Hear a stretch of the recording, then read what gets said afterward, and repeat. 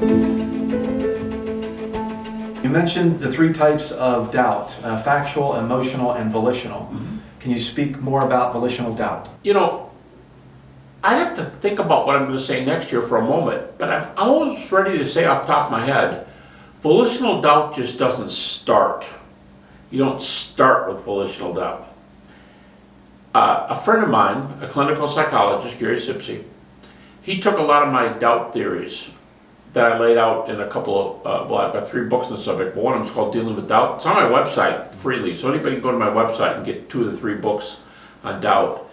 And he decided to test some of these theories, so he did it with clinical testing. Now, I can't do that because I'm not a clinical psychologist, I'm not a counselor, nothing. But Gary took it and combined tests with all this. This is what's interesting.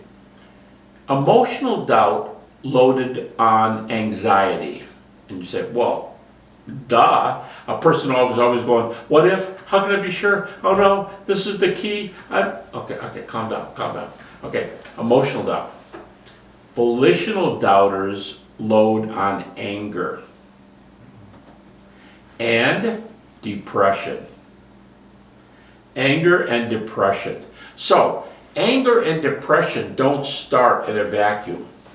Either you were raised in a home where there was an abusive person in your life, or you've had a bunch of things happen to you, or you've got a negative view of reality. And even if you have a negative view of reality, it takes a while for you to always be poo-pooing things and, oh man, he's Eeyore, you know? Volitional doubt, I'll start by saying what it isn't. Volitional doubt just doesn't start. It's personality oriented, but you've been developing your personality for a long time. I'm assuming you're an adult who comes to me, you know, it could be a child. You can deal with children with doubts. I've done that.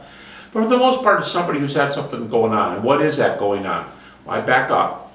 It often starts as a factual question. Facts don't get answered. It morphs to emotional. Now, let me use kind of a sick medical example. If you have an open sore and you don't treat it and you don't cover it and you don't put salve on it, it's going to get infected. Infected is would be my illustration, more like emotional. But the infection that goes and goes and goes, theoretically, you could be amputating the leg. And I think that's more an expression, it's more serious to have a cut, to have it get infected, to have it amputated. Just like amputation is the worst, volitional doubt can be the worst. And volitional doubt comes in, it's the hardest of the 3 to define. We found when my friend Gary Sipsey was testing, it was the hardest to get something to load all the time on it. But it could be somebody who's, by personality, by upbringing, by life, whatever, they've just learned to stand off and not commit to anybody because they've been hurt. Let's see, emotional first. They've been hurt, and they're not really willing to commit to God right off the bat. They've been hurt, and they think God's hurt them. Didn't answer my prayer. Well, that's emotional. Okay, when that goes for a while, you can get to this jaded position. And again, with some people, you may think, wherever you are theologically, that's between you and the Lord, but you may think you're done believing. You may believe down deep. Who knows what that is there. But there are a lot of volitional doubters who think the whole thing's true. But they just had it. It's like this guy, he's broken up with me 5 times and he always treats me like garbage. So I think he's there. I think he's a nice guy. He's a great athlete. I love sports. And he can be really careful. He can be really caring for me and really smart. But I've had it. I've tried him too many times. He walked away from me. That's kind of it. It could be the dangerous kind of, don't even come to my door, don't even call me. There's a chance I'm picking up the phone. Okay, so for that type of volitional doubter, they can believe, the gospel. They could.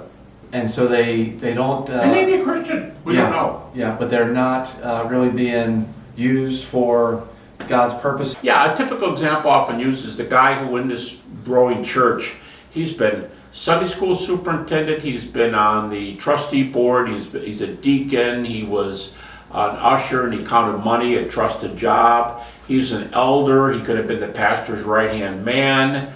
and he hasn't been to church now for 5 years, and nobody knows how to get him back. That's kind of that's not all volitional doubters, but that's a species that could happen. And the guy really thinks it's true. He studied enough. He was a Sunday school teacher, adult Sunday school teacher. He studied pretty deeply. He knows there's a lot of data. He's just ticked.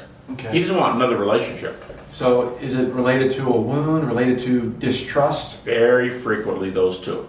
And like I said, if this loads highly on anger and depression, those things don't just jump on the scene. Many times they're unwarranted. I mean, depression, I understand, again, I'm no psychologist, no counselor. I understand depression is often caused by failure to forgive or by anger. So those things kind of feed on themselves. You're angry, you're depressed, you're ticked, and God's there, but you're giving him several shots in your mind, and you've had it. You said previously that all types of doubt have elements of the will, but volitional doubt specializes in the will. Yeah. All doubts are willful because you will to doubt. That's what they are. But this one sort of specializes. That's what volitional means, of the will. It's the, well, a lot of people take English in college. Some people have an English major. Volitional doubters are majors in the will.